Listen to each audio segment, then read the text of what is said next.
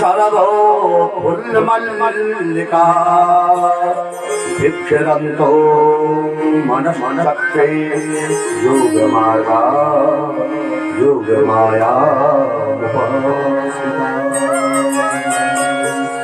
शरद पूर्णिमा के रात मल्लिका खुशबू से सजी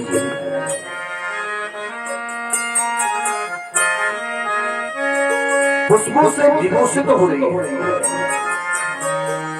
और चांदनी की शोभा तो हर तरह से सुहानी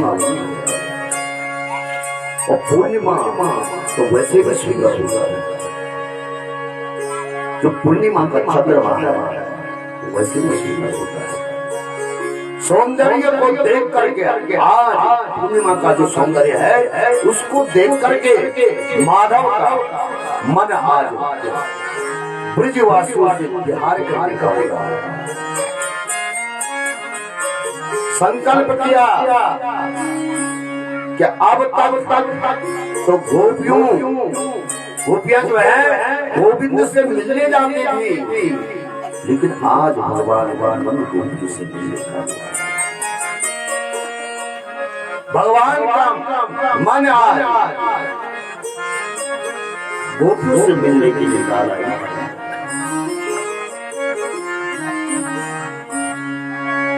गोविंद मन ही मन उन गोपियों का चिंतन किया। भगवान की कथा आज जारी है गोपियों से मिलने की। सुंदर वातावरण भगवान आज गोपियों से मिलने के लिए तरस रहे। तो भगवान ने आज बड़ी प्यारी बंसी बजाई। पहले भी बंसी बजी थी और आज बंसी बजी। लेकिन पहले जो बंसी बजी उसमें अंतर है और आज जो बंसी बजा रहे उसमें भी अंतर है। जब पहले बंसी बजाए भगवान ने तो ऐसी बंसी बजाई भगवान ने कि जो यमुना का जल निरंतर बहता है वह भगवान की बंसी सुनकर ठहर है।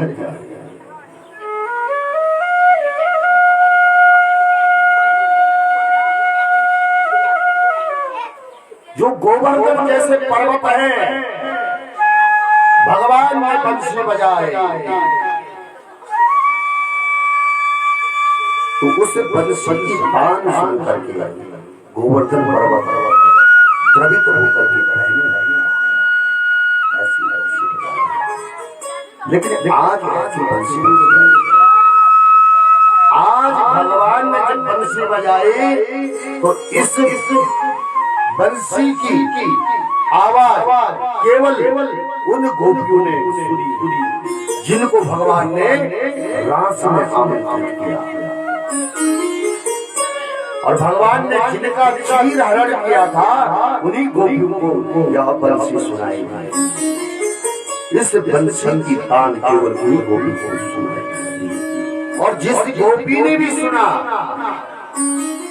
उनको अपने मन का, अपने तन का, अपने शरीर का, अपने खाने का कोई भी भान नहीं। जैसे बंसी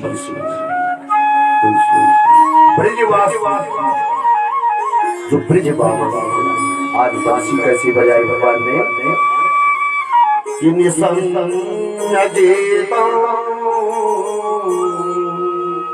तदनंग वर्धनम विजय कृष्ण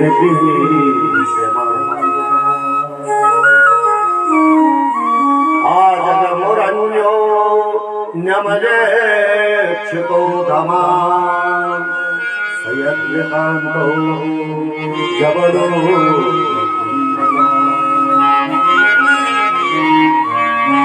मधुर बंसी की आवाज जैसी गोपियों के कान में पड़ी तो एक गोपी चूल्हे में खाना बना रही थी, हलवा बना रही थी और हलवा बनाते ही समय जैसे भगवान की बंसी की तान सुनी तो हलवा चूल्हे में रख करके और कच्ची को हाथ में लेकर के भगवान से मिलने चली।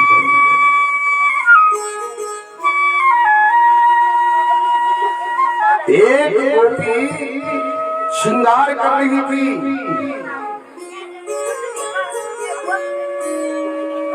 नथ को नाक में पहना, एक कान में एक कुंडल पहना और दूसरा कुंडल लेकर के भगवान से मिलने चल पड़ी।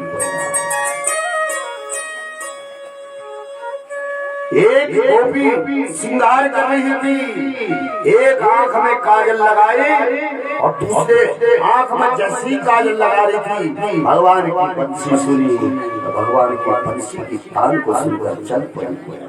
ये गोपियों का प्रेम है, भगवान के प्रति इतना प्रेम है कि आज गोपियों को अपने शुद्ध गुरु का गुण ज्ञान है, सब भगवान का दर्शन करने जा रही है।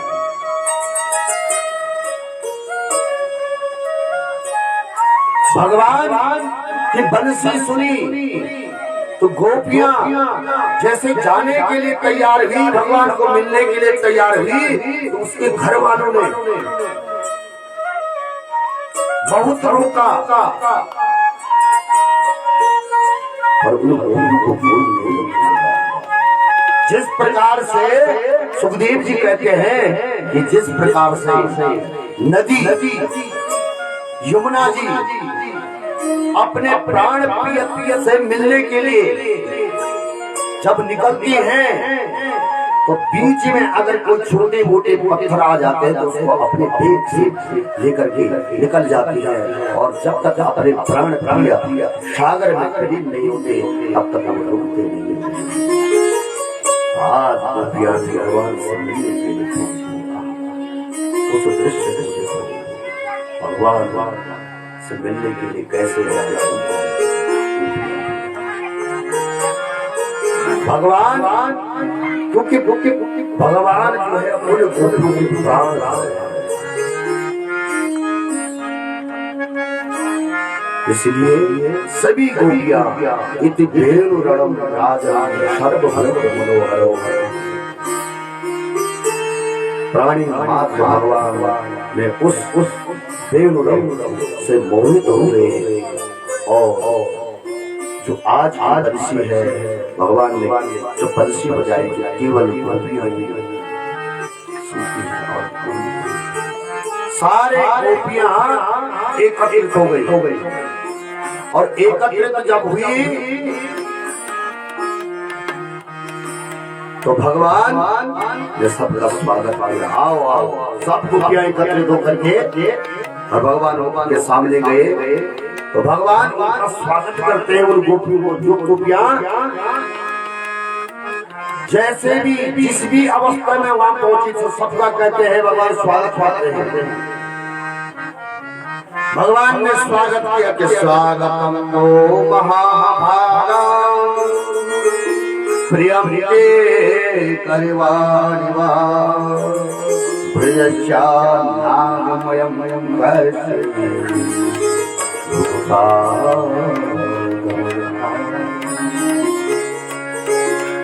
आओ आओ देखियो, आप स्वागत।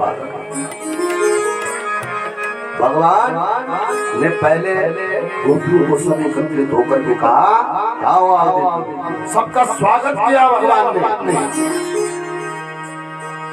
और जब गोपियों ने देखा कि भगवान हमारा स्वागत कर रहे हैं, गदगद वाह वाह, हमारे प्रभु ने बंसी बजाई और हमें आमंत्रित किया और हमारा स्वागत कर रहे हैं, बड़े बड़े। लेकिन जैसे ही भगवान ने दूसरा प्रश्न किया, आए हैं आपका स्वागत है, पर आए नहीं, किसने बुलाया, क्यों यहाँ पहुंचे? तो जैसे ही ये सब गोपियों के कान में पड़े तो सब गोपियों के मुंह लटक कि बंसी बजा करके तो हमें बुलाया और बुला करके अब हमें कह रहे हैं कि तुम आए। बेचारी क्या करा, कोई जवाब नहीं। अरे लोग क्या कहेंगे तुम्हारे बारे में, भगवान कहते हैं तुम लोगों की अब कीर्ति होगी। अरे तुम्हारे घर में तुम्हारे बच्चे हैं, तुम्हारे भाई हैं, और तुम उनको छोड़ करके मेरे पास आओ। लोग तुम्हारी लिए तुम्हारी आकृति को सुनेंगे। अरे अगर तुम्हें मेरे से मिलना था तो मेरा स्मरण धर्म ही कर देते।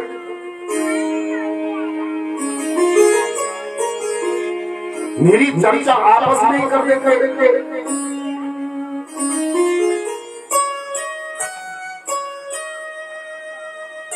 जाओ अपने घर चले जाओ।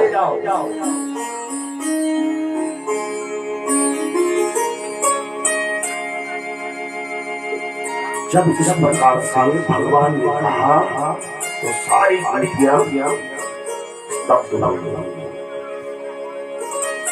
इन्होंने बुलाया और बुला करके अब हम कहेंगे चले जाइए। तो गोपियां कहती अगर इन्हें सही जवाब नहीं दिया तो ये फिर बोलते ही नहीं। इसको इनको जो है जवाब देना जरूरी है। तो सब गोपियां मिल करके भगवान जितने भी सवाल किए हैं भगवान ने उसका जवाब दिया। भगवान ने काफी कह दिया, मेरी चर्चा आपस में करो, घर में ही रह करके चर्चा करो। तो गोपियां कहती हैं कि भगवान हम घर तो चले जाएंगे, लेकिन जो तुमने हमारा जो मन है वो अपने पास रख दिया, उसका क्या होगा? शरीर में इंद्रियां तभी काम करेंगे जब आपका मन कहेगा। मन कहेगा घर जाना है तो तभी पाँव आपका काम करेंगे। मन कहेगा कथा सुनने जाना है तो तभी आप कथा सुनने पहुंचोगे।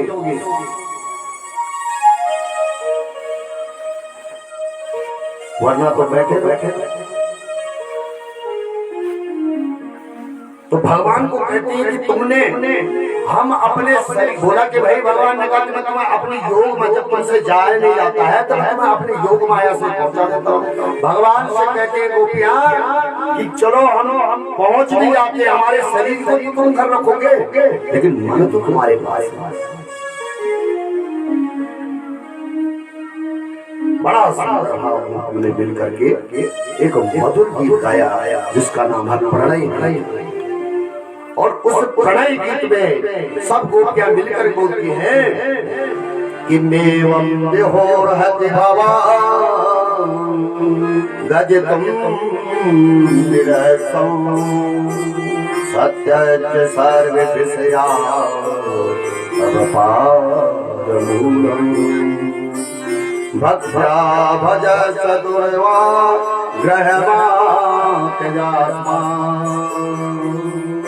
देवो यथा विपुरुषो भजते।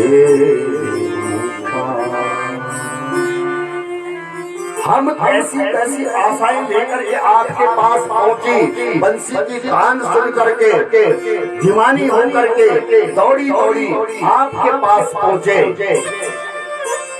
और आते ही आप हमें तमाम प्रकार की बातें तमाम प्रकार के उपदेश हमें सुना रहे हैं।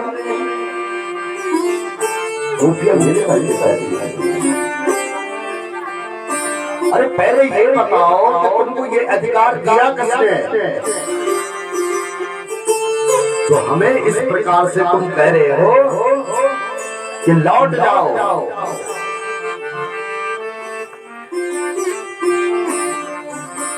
और अगर लौटना ही है तो बंसी बजा करके हमारे चित्त को आकर्षित क्यों किया, हमारे चित्त को अपनी ओर खींच लिया।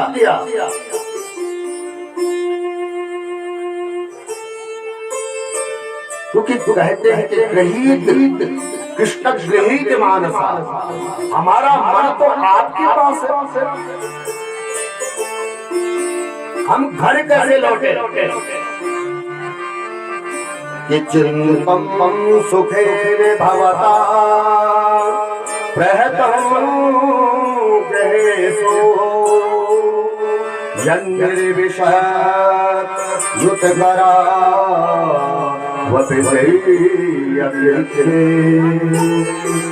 पादो पदम न चलता तब पादमूला याम कथा प्रजमतो